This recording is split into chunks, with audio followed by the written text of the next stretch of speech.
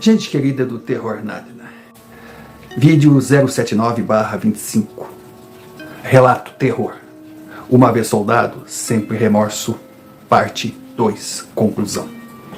Se você já assistiu a parte 1, continue, vá até o final e tire suas conclusões. Caso contrário, volte ao vídeo anterior, assista para melhor compreensão da sequência.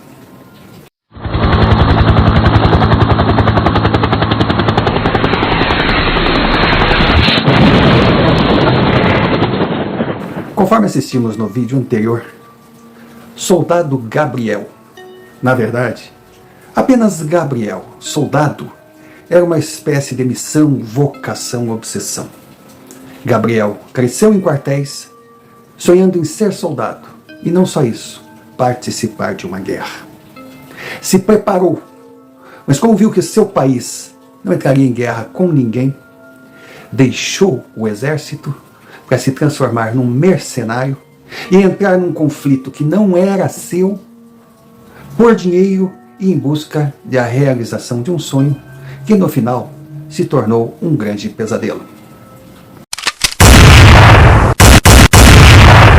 Sr. Romário, eu estava livre do compromisso. Confesso que no fundo eu temia que se realizasse aquela dúvida que eu carregava, que uma vez dentro só sai no caixão. Eu acreditava que se eu pedisse desligamento, eles dariam um jeito de me deletar. Mas não aconteceu. O grupo era leal. O grupo era profissional.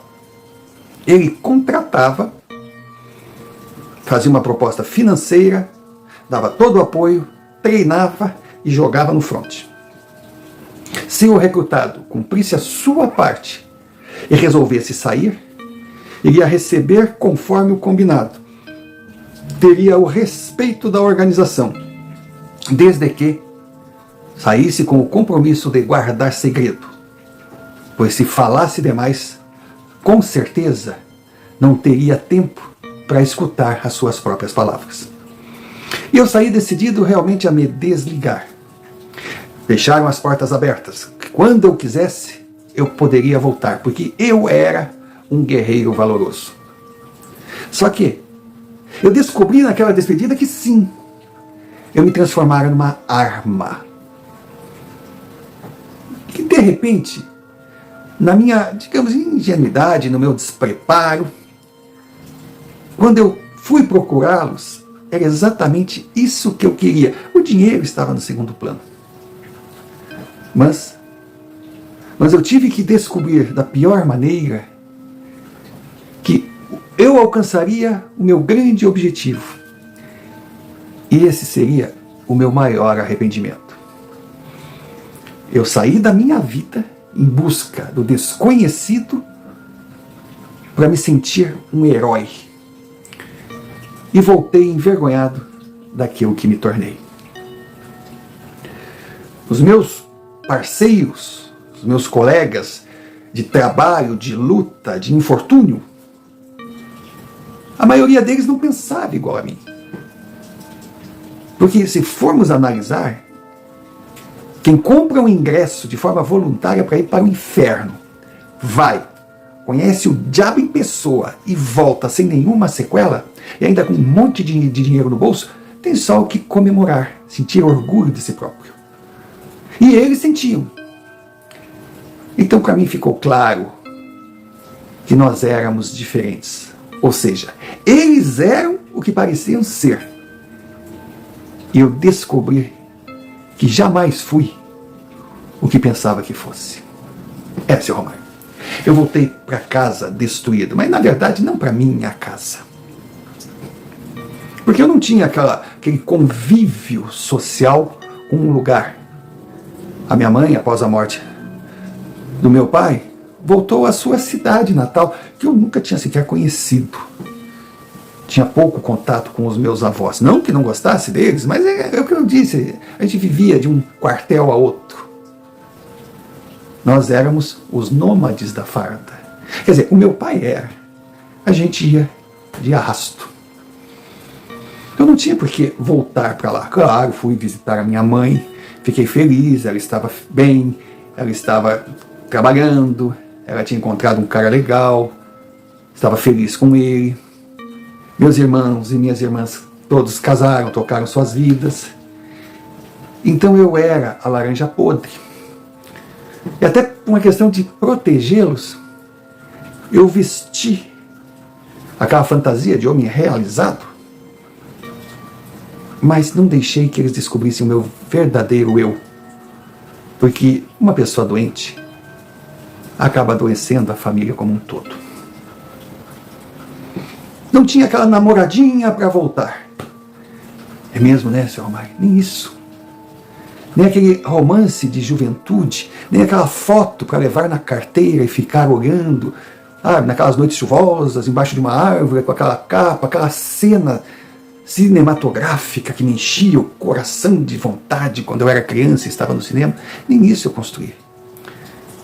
Eu não tinha um amor que justificasse eu voltar. Ou seja, eu era um presidiário da penitenciária da obsessão de um mundo que não existia. Acabei sendo libertado e quando cheguei no portão, na calçada, eu me vi diante de um mundo que não era meu e sem ninguém a me esperar. Mas eu tinha que continuar. Apesar de me sentir mais velho que o Nostradamus, eu mal tinha completado 30 anos. Teoricamente, eu teria uma vida pela frente, se bem que não sabia o significado da palavra vida. A minha opção foi buscar um refúgio. Incrível a cabeça da gente, né, Sr. Romário? A gente cresce, a gente sonha, a gente trabalha, a gente se prepara para a guerra. E quando volta, quer apenas encontrar um cantinho solitário para encontrar a paz. E eu encontrei esse cantinho. Foi meio por acaso. Porque nessas conversas, naquelas patrulhas noturnas, ou naquelas raras oportunidades assim de relaxar à beira de um fogo, interagir com os parceiros de luta, a gente contava muitas histórias. Claro, você percebia que a maior parte delas era mentira, mas era gostoso de ouvir. Mas tinha um camarada, o Leonardo, que falava de onde ele morava. No alto da serra, não vou citar a serra para evitar a identificação, com a temperatura, sabe, quando fazia muito calor, fazia lá 28, 29 graus, mas normalmente era frio, no meio do bosque, planície, um lago lindo. Sabe, eu desenhava aquela imagem na minha cabeça, enquanto eu via o fogo cruzado queimar o céu. Daí eu pensei, por que não? E eu fui até aquela região. Quando eu cheguei, eu fiquei feliz em saber que pelo menos um daqueles que estavam comigo ali, tentando se manter vivo, tinha falado a verdade. O lugar era um pedaço de paraíso. Claro que uma coisa era gostar do local, outra era poder comprar, porque incrível, né? Esse mundo tem trilhões de quilômetros quadrados, eu nem sei dizer quanto, mas cada centímetro tem um dono. E eu fui um corretor local, cara conversador, brincalhão, sabe, meio bobo, com as piadas esquisitas, meio grudento, sabe, querendo apertar a mão, abraçar, tipo se fosse meu amigo. E ele veio com aquela conversa, que eu cheguei na hora certa, que ele tinha o que eu estava esperando, que eu estava procurando. Eu ouvi aquilo, conversa de vendedor, e eu não gostava de muita conversa, eu queria ir embora. Mas ele me levou no local. E de fato, Sr. Romário, era o meu, sabe, eram os meus anos de vacas gordas, que tudo dava certo. O local realmente existia, estava à venda. Não era uma região plana, ela era montanhosa, mas por ser serra, eu não podia esperar outra topografia. Mas tinha um riacho lindo, tinha um lago. Criação, bom, tinha muita gente ali de gado leiteiro, devido a região ser montanhosa não é bom para gado de corte, que vai subir e descer morro, a carne vai ficar dura, aquela coisa toda. Então o ideal seria gado leiteiro, ovelha. Tinha gente que criava porcos. Mas olha, eu ficava me imaginando como pastor. Não teria nada a ver. E também, criar animais para matar, a morte. A morte não vinha bem. Aí eu pensei, e não precisei puxar muito, uma região serrana, fria. Olha, todo mundo quer esquentar o peito, por que não produzir uma cachaçinha? E eu sabia alambicar. Aprendi quando criança. Porque a única vantagem de a gente ser um nômade, digo melhor, é que a gente conhece muita gente e aprende muita coisa. Eu lembro de ter conhecido um senhor, seu Ananias, que fabricava uma cachaça lá numa daquelas cidades de quartéis que eu morei. E eu aprendi bem, porque eu gostava de aprender. Digo, por que não um alambique? E quando eu cheguei naquela terra, assim, que era uma terra só, não tinha construção nenhuma. Não era muito grande, não era uma fazenda, era um sítio. Tinha aí uns 500 metros de frente, uns 1000 de fundos. Isso, pro campo, não é nada. Mas para mim estava ótimo. Ficava na beira da estrada, não era estrada asfaltada, que eu não ia querer se fosse, mas era na beira da estrada.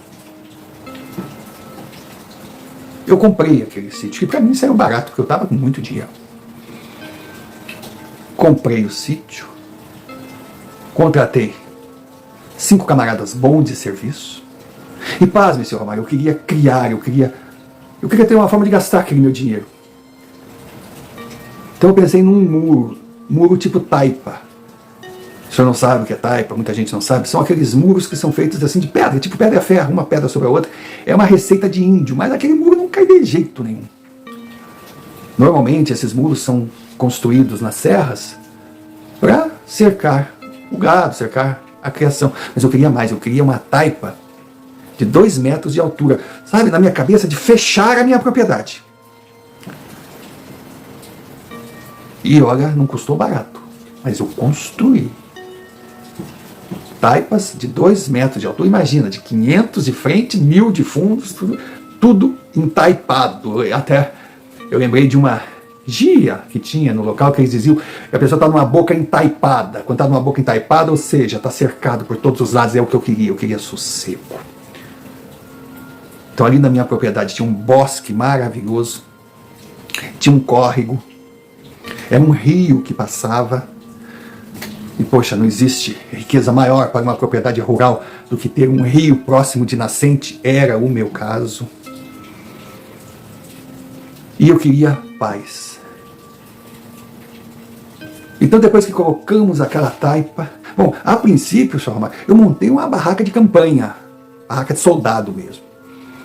E ali eu morava e comandava os meus colaboradores, os meus empregados. Trabalhei pesado com eles.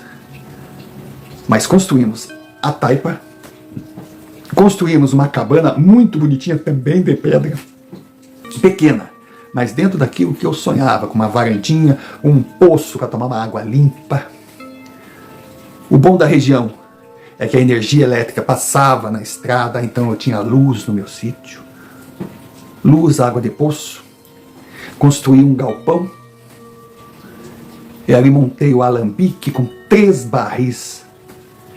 Aqueles barris de madeira, de carvalho. E dividi. O primeiro barril, 20 mil litros. O segundo, 20 mil litros. E o terceiro, 20 mil litros. Tudo num galpão fechado, com a temperatura ideal. Eu realmente sabia o que estava fazendo. Sabia que eu não ia conseguir plantar a cana ali, mas comprei a cana de açúcar. Não me preocupava muito com os gastos, porque, como eu disse, dinheiro eu tinha. E a primeira alambicada, a primeira gota que sai, vamos dizer assim, é o que se chama da cabeça. é a mais oleosa, é a mais forte. Então eu tinha um barrilzinho que eu deixei no canto, assim, bem afastado dos outros, que era um barril de 1000 litros. E ali foi a cabeça, ali foi os primeiros 1000 litros da minha alambicada. Aquilo ali eu vedei, fechei. Aquela ali, eu deixaria envelhecer naquele barrilzinho durante 15 anos. Aquela ali seria a minha cachaça diamante. Rara, tipo exportação, caríssima. Era um investimento ousado. Mas, se eu conseguisse alcançar, se eu conseguisse sobreviver para abrir o primeiro barril da diamante, depois, lógico, todo ano eu teria um barril na sequência. E só aqueles 1000 litros já daria basicamente todo o meu investimento. Agora, os 3 barris maiores, o primeiro ainda era de uma parte consistente da alambicada. Então, esse barril eu deixaria envelhecer 5 anos. Tudo no barril de carvalho. Imagina o gosto daquela cachaça amarelinha. Quem sabe do que eu estou falando vai entender. No barril mesmo, aquela coisa bem raiz. Segundo, bom, o segundo ficaria 3 anos ali, que também já era um caldo, um melaço, já de menor qualidade. E o terceiro, que seria o rapa da safra, então seria apenas 1 ano. Então eu teria a minha cachaça diamante, a minha cachaça ouro, a minha cachaça prata e a minha cachaça tradicional. Cada uma com uma garrafa diferente. A diamante é uma garrafa que é uma joia artesanal. A ouro também. A prata, bom gosto, mas não tão sofisticada. E, lógico, a tradicional é aquela garrafa comum de vidro, aquele litro, para eu ir girando, fazendo dinheiro, enquanto eu esperava as rainhas da companhia envelhecerem e chegarem no ponto de comercialização. Era um projeto lindo. E era um projeto que me dava uma razão de viver. Ou de não pensar no que tinha sido a minha vida. Eu lembro, Sr. Romário, que no início desse projeto, quando eu ainda morava na barraca de campanha, muito bem montada, coisa de soldado mesmo. Podia cair um temporal, poderia fazer frio, poderia fazer o que fosse. Eu estava bem localizado. Eu tinha um poço. Logo de cara, eu fiz umas fossas para ter uma patente decente, para ter um lugar para tomar um banho. Eu tinha uma água boa, eu tinha a luz. E depois de um dia de trabalho, eu lembro que a gente ainda estava trabalhando no muro e no chão. E o chão também teria boa parte pavimentada, vamos dizer assim, tudo com a mesma pedra. Essa pedra eu pegava na região, até meus funcionários traziam, o que encontrava, isso aí é de graça, mas também eu comprava de pedreiras, não era muito caro. E a coisa ia tomando forma. Mas numa tarde, final de tarde, eu sozinho, lá de fora, minha barraca, estava friozinho, eu estava com uma fogueira ao lado, escuro, céu estrelado. Eu ouvia o estalo da madeira no fogo. Eu sentia o cheiro da carne que eu botei ali para assar. Eu estava sentado tranquilo, olhando a mata, sabe, se movia levemente, o vento estava quase que uma brisa. Era muito bom ouvir alguns estralos de animais. Como era bom estar ali. Ali era o meu cantinho de paz. Pois é, Sr. Romário. Naquela noite meu pai voltou a aparecer. Eu olhei para ele: pai, que bom que o senhor está aqui. Veio conhecer o meu novo QG, a minha nova vida. Meu pai não falava nada. E eu não sei se era impressão minha, mas eu sentia medo, angústia nos olhos dele. Aí eu perguntei: pai, o que está acontecendo? Foi quando eu vi atrás dele. umas figuras horrendas, Senhor amado, umas figuras horrendas, horrendas, horrendas. Eu percebia que não eram de carne e osso, mas também não era fruto da minha imaginação, não era vento, não era sombra, não. Eu não sei o que era, mas elas eram horrendas e elas faziam um som, uma coisa. E elas vieram assim, passaram por mim. Quando elas passaram por mim, ficaram girando a minha propriedade. Aquilo me arrepiou, aquilo. Olha, foi uma das poucas vezes que eu me senti impotente e com medo, porque não adiantava eu entrar na barraca, pegar parte do arsenal que eu tinha trazido do meu passeio pelo mundo. Não adiantava, não ter em quem atirar. Meu pai olhou para mim e disse: perdão, meu filho. Eu falei: pai, perdão por quê? Eu não estou entendendo. Eu tentei barrá-los, mas eu não tive esse poder. Agora você está por sua conta. E sumiu. Quando ele sumiu, aquelas figuras começaram a se mover e o vento ficou tão forte que apagou o fogo que eu tinha feito. Meu churrasco foi pro saco, que até a minha assadeirinha caiu no chão, assim, buf. Eu olhava e não sabia o que fazer. Quem são vocês? O que são vocês? Eu gritava: sai daqui, sai daqui, sai daqui, sai da minha propriedade, vocês não são bem-vindos, sai daqui, sai daqui, sai daqui. Aquilo era um inferno. Eu não sei quanto tempo durou. De repente, acalmou. Acalmou, eu olhava. Aí eu olhei pro fogo. Meu churrasquinho estava legal. Estava tudo normal. Mas eu não tinha dormido. Eu digo: ué. Até eu lembrava o tempo que a gente tinha que cumprir sentinela nas madrugadas frias. Às vezes a cabeça da gente voava e a gente imaginava realidades. Mas não, mas aquilo ali tinha sido diferente. Eu não imaginei, aquilo ali estava ali mesmo. Mas é claro que eu não contei para ninguém. Primeiro, eu não tinha uma pessoa amiga para contar. Segundo, eu não ia abrir a minha vida para homens que trabalhavam para mim, mas não tinha nenhuma ligação pessoal. E o trabalho continuou. Continuou. Foi pesado. Mas pouco mais de 2 anos estava concluído. Estava concluído e eu já tinha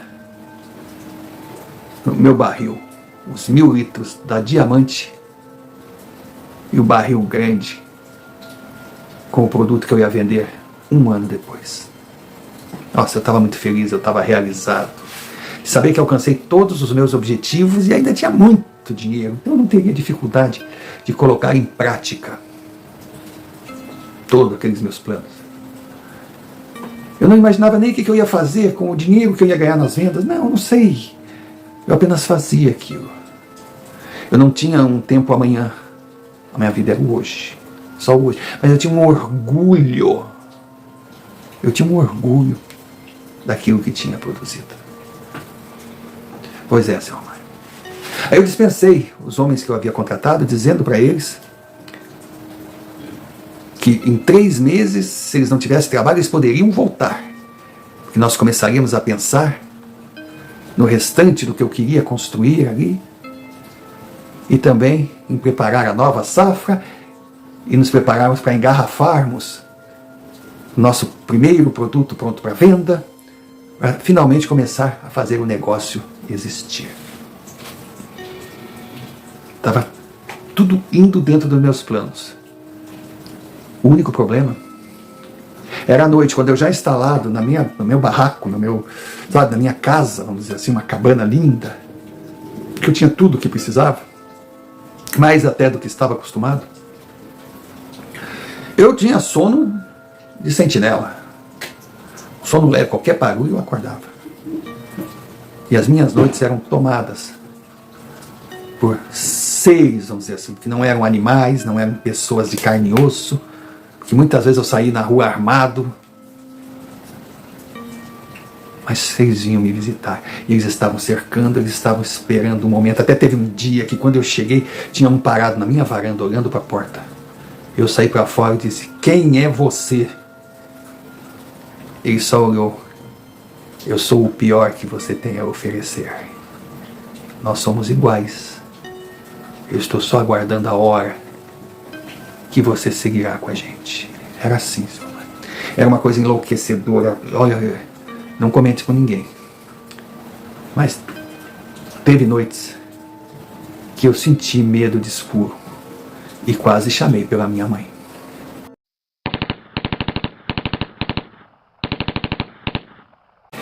E aqui estamos nós mais uma vez para pedir algo que é muito importante para o canal. Por favor, se você já é um Nardner, está aqui com a gente, ou se você está chegando agora sem ter a mínima noção do que é o canal, e que se não está inscrito, inscreva-se. Deixe like, comente. Comentário é fundamental. Registre a presença de vocês. Então, pode ser um oi, pode ser qualquer comentário aleatório. A gente até pede para saber se a pessoa assistiu o vídeo realmente, que comente a vida pronta. Mas registre sua presença aqui. Não esqueça também de hypar.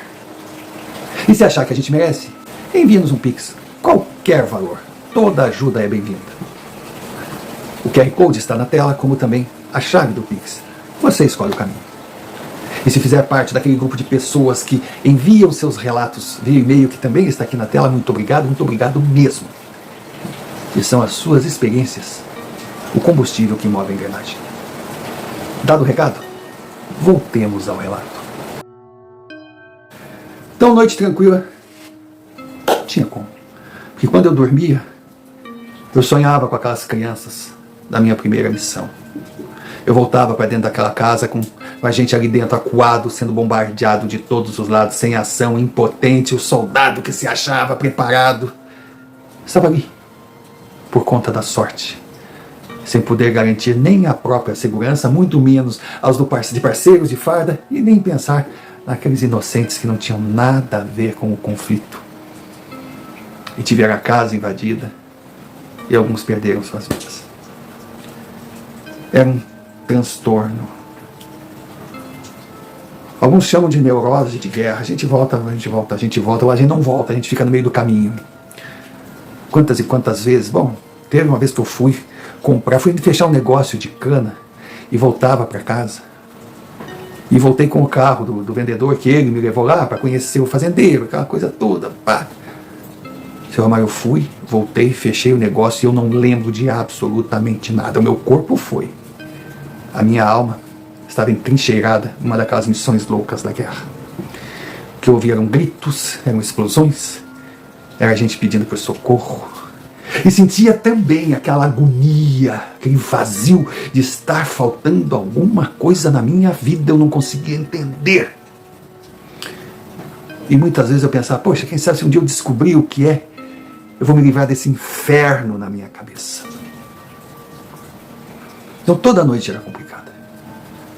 Mas uma em especial se destacou. Eu ouvi um barulho, até então deixei para lá. Mas daí eu ouvi vozes. Opa! Já saquei e saí. Quando eu saí, eu vi uns camaradas correndo pelo outro lado. Eu fui atrás.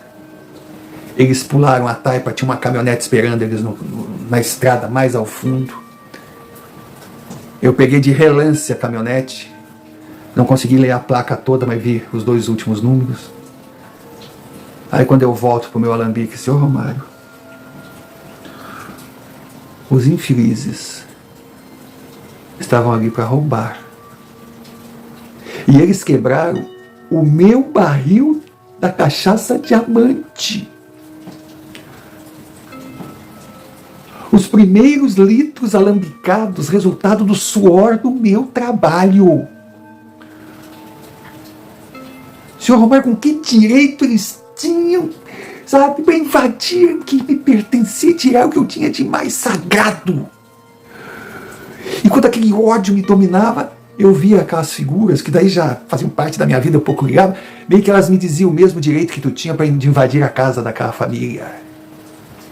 Ali, senhor Romário, ali eu senti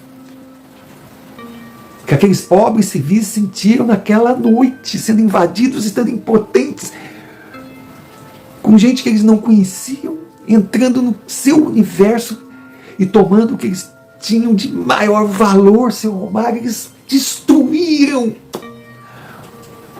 o meu barril diamante, que já estava próximo a completar 1 ano.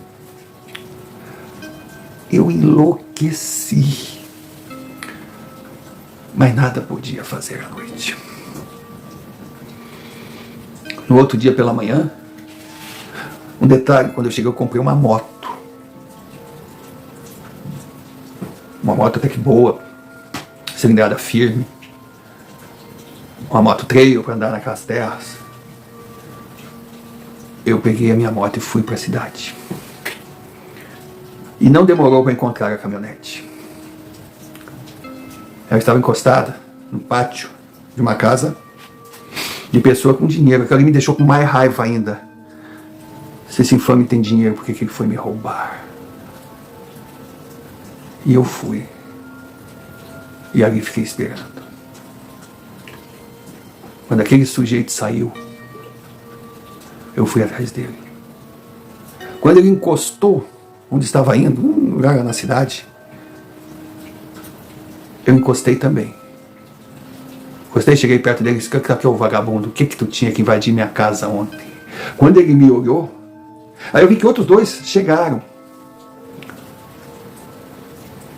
Ele sabia quem eu era. Ele sabia o que tinha feito.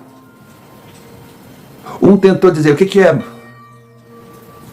Vai fazer o quê? Vai encarar? Quando ele falou vai encarar, eu dei uma que ele amontoou.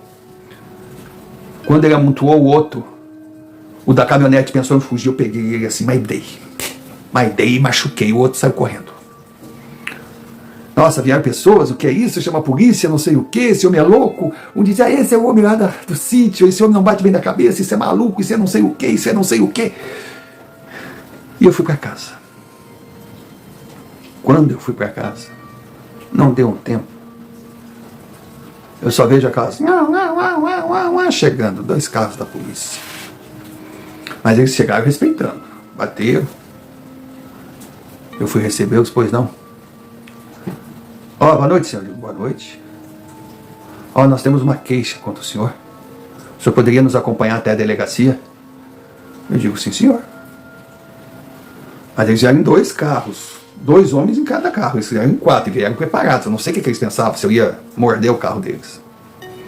E fui para a delegacia. Quando cheguei lá, tinha um cara todo engravatado, já seus 50 anos, com um que eu logo vi que era um advogado, que já começou a falar um monte de asneira, já começou aquele cara me ameaçando, que eu tinha machucado o filho dele, enfim, foi aquela coisa de delegacia. Quando acalmou, o delegado me perguntou, afinal, o que tinha acontecido, por que eu fiz aquilo. Eu fiz aquilo porque esses vagabundos foram na minha terra, roubaram a cachaça que eu estava produzindo, fruto do meu trabalho, estragaram anos de trabalho, vou ter que começar tudo do zero. Fiz. E vou dizer mais para o senhor: se eles entrarem de novo, eu vou receber a bala. Aí o delegado: eu estou muito folgado, cara. Quer ficar aqui dentro? Posso ficar. O senhor quer me prender? Pode me prender. Eu fico aqui 10 anos. Aí desde que sabe que a minha propriedade está protegida pelo senhor. Que não vai ser esses vagabundos, filhinho de papai, o cara já quis. Porque meu filho não roubou sim. É um ladrão. E o senhor deve ter muito dinheiro porque é ladrão também, mas eu peguei legal. O advogado já quis, foi um auê assim danado. O delegado meio que botou panos quentes, o advogado saiu de lá dizendo que ia me processar, que ia fazer não sei o que, foi um escarcéu. E eu fui recolhido, lógico. Mas no meio da madrugada, chega o delegado lá, muito gente boa. Abriu a cela, estava frio, trouxe um café para mim, sentou comigo lá. Aí, você é ex-militar? Digo: sou. Por que deixou o exército? Porque já não significava muito para mim. Seu pai era militar também, pelo jeito o senhor tem a minha vida toda. Tenho. Agora, o senhor viajou muito também, né? Eu tenho aqui que o senhor durante bons anos esteve fora do país. Fazendo exatamente o quê? Eu olhei para ele: o que eu sei fazer. Ele disse: eu não quero nem saber.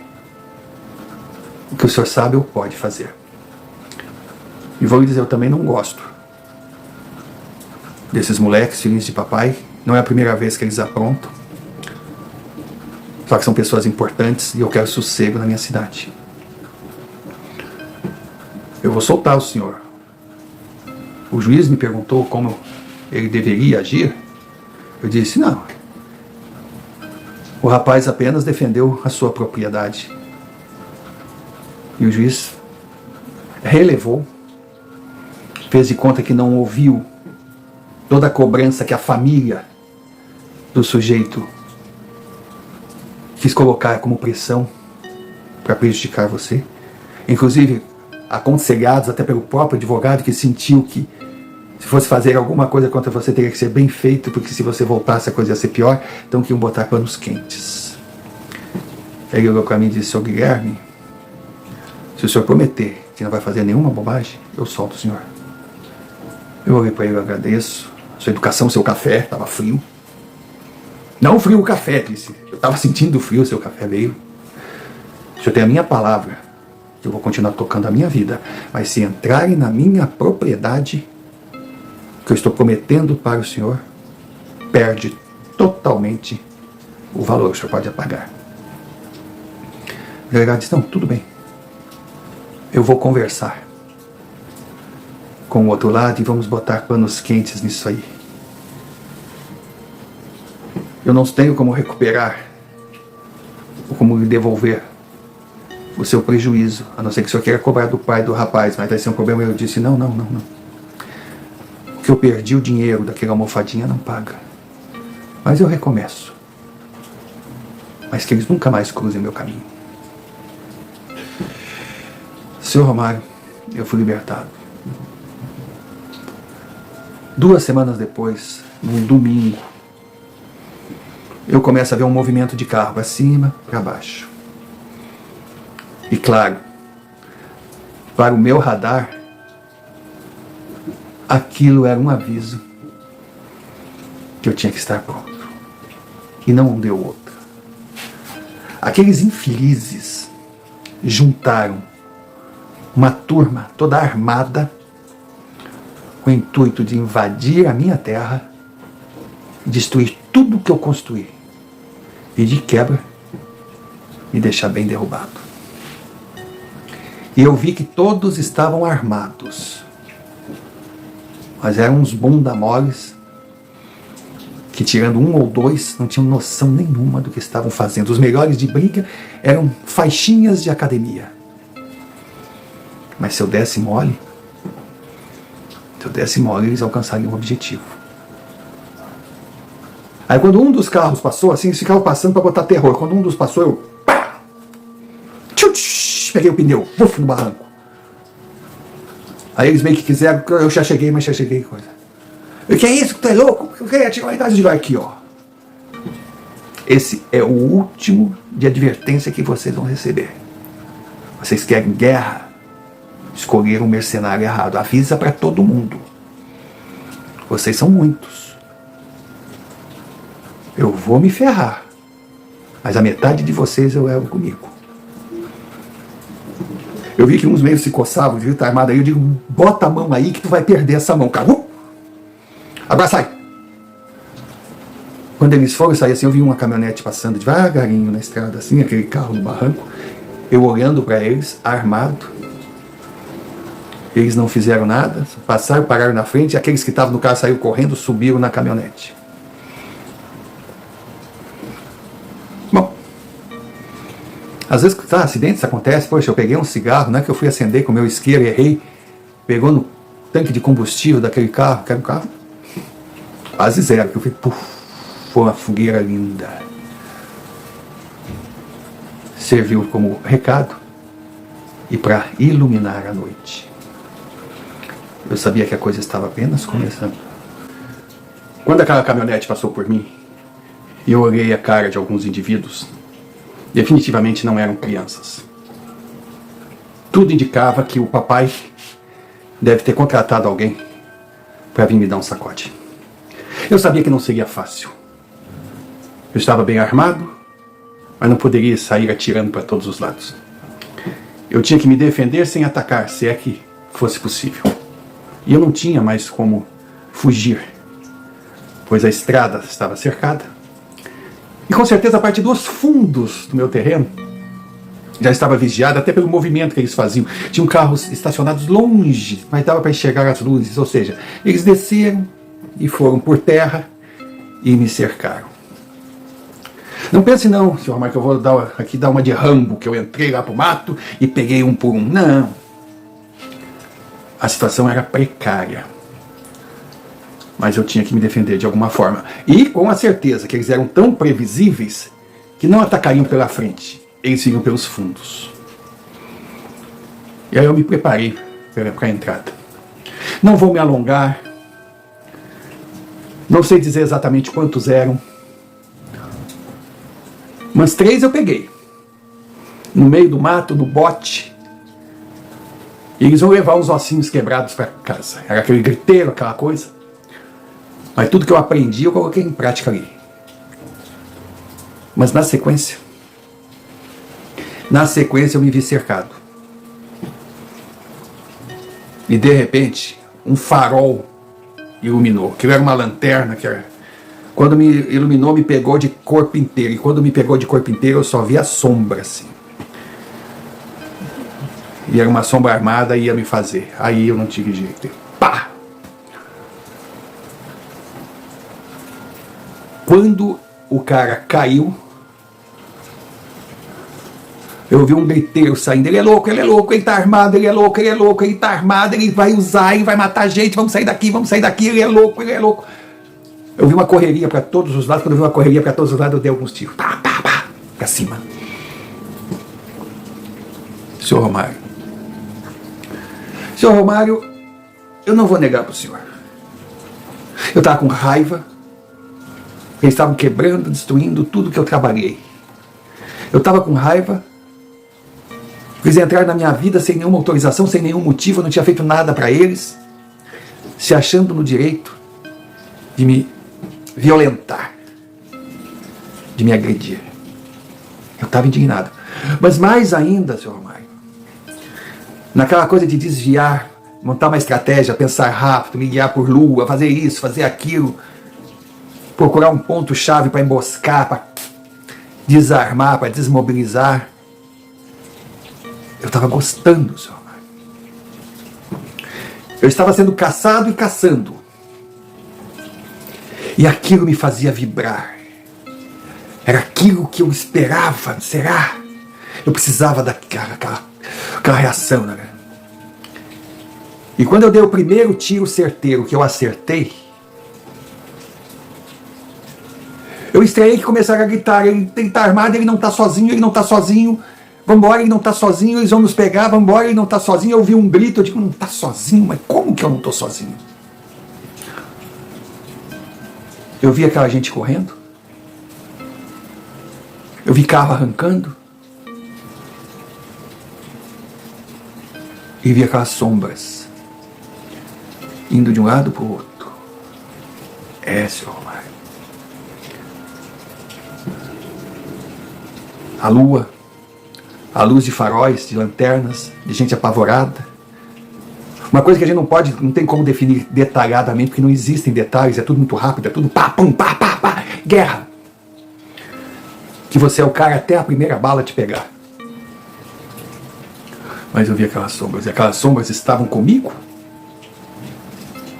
Ou estavam ali para quê? E quando aquela confusão toda passou, veio um silêncio. Mas um silêncio absoluto.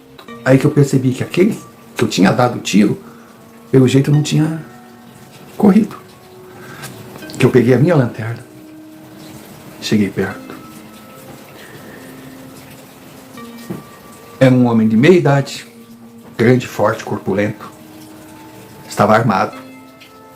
Foi sim legítima defesa, mas morto.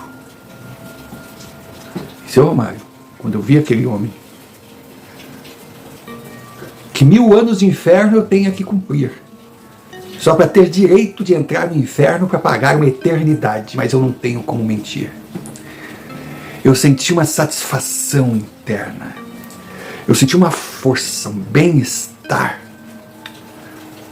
Pois quando eu descobri que aquela agonia que me atormentava era o fato de eu ter me preparado uma vida inteira para uma guerra, ter entrado nela, ter conhecido todo o lado horrível, horrendo de uma guerra, não ter tido a sorte de matar nenhum inimigo. Esse é o Romário. Ali eu me conheci. Figura odiosa, calculista.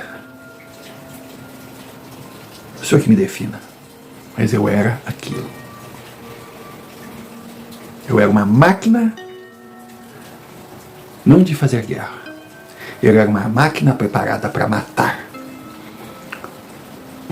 E vendo aquele homem, que eu não sabia quem era, não sabia se tinha filho, se tinha família, mas que naquele momento era meu inimigo e foi abatido por mim numa luta justa, eu descobri o que eu era. Sentei ao lado daquele homem, liguei todas as luzes do meu terreno, iluminei tudo e fiquei aguardando. Não demorou muito, a polícia chegou. A polícia chegou, vários carros, investigadores da civil, gente da militar, eles chamaram a federal, a marinha, chamaram todo mundo. Tentaram conversar comigo, eu não tinha que conversar, eu estava ali apenas admirando o fruto de um trabalho bem feito. Eu estava livre. Eu tinha cumprido a minha missão. Pelo menos uma agonia eu havia me libertado. O remorso da imagem daquela família na minha primeira missão, esse iria comigo para sempre. Mas definitivamente eu me tornara um soldado treinado para matar, independente de qualquer outra razão. Eu iria me alimentar da morte dos meus inimigos. Eu sou um monstro. Eu vou dizer, nós somos monstros. Quem somos nós? São aqueles que embarcam para lutar a guerra dos outros, a guerra não criada por nós,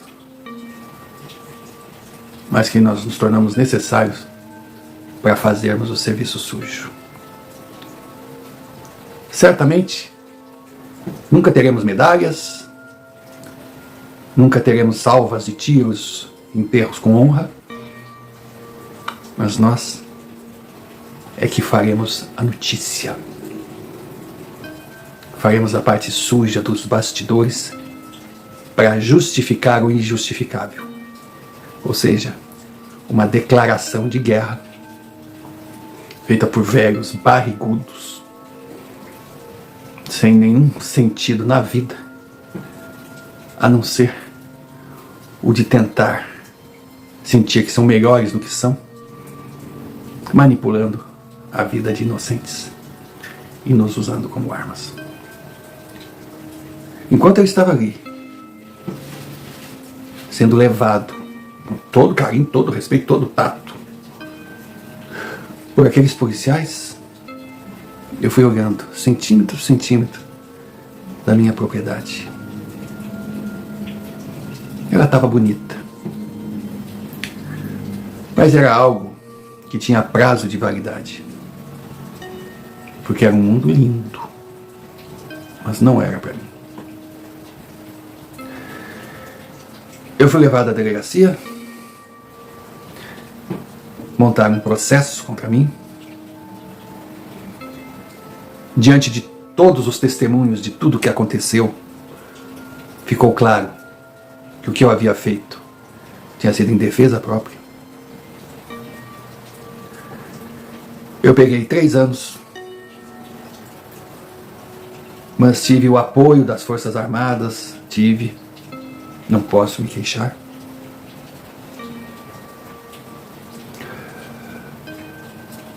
Cumpri pena, embora sendo civil, numa prisão militar.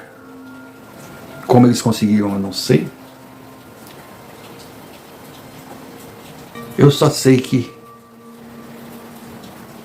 a ordem natural das coisas aconteceu. Eu fui novamente engajado ao exército. E no exército eu dei continuidade à minha vida. O que aconteceu comigo nesses anos todos de serviço, se eu contar para o senhor, eu vou ter que me matar. Deixemos assim. Mas agora eu estou de pijama. Agora eu não tenho alta patente. Com certeza não serei lembrado. A minha história não fez história. Porque tudo aquilo que eu realizei em nome de algo lindo, que é uma intenção que só existe no papel, não foi escrito. Tipo do: se você cair, nós não conhecemos você. E esse sou eu. Apenas uma sombra. Aí o senhor pode estar se perguntando: e aquelas sombras que me atormentavam tanto? Onde elas foram parar? Na verdade, elas continuaram comigo. Elas sempre estiveram ao meu lado. E eu é que me afastei delas.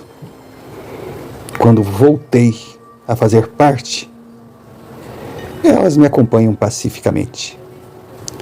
Quem sumiu foi meu pai. Porque o meu pai tentou me levar para o lado dele. Eu agradeço a boa intenção, o amor e o esforço que ele fez por mim. Mas cada um é o que é. E para a gente ser feliz, embora se obrigue a ter uma vida infeliz, a gente tem que ser o que é na verdade. E não criar um personagem e achar que com essa capa conseguirá encontrar o seu lugar ou o seu objetivo nessa vida.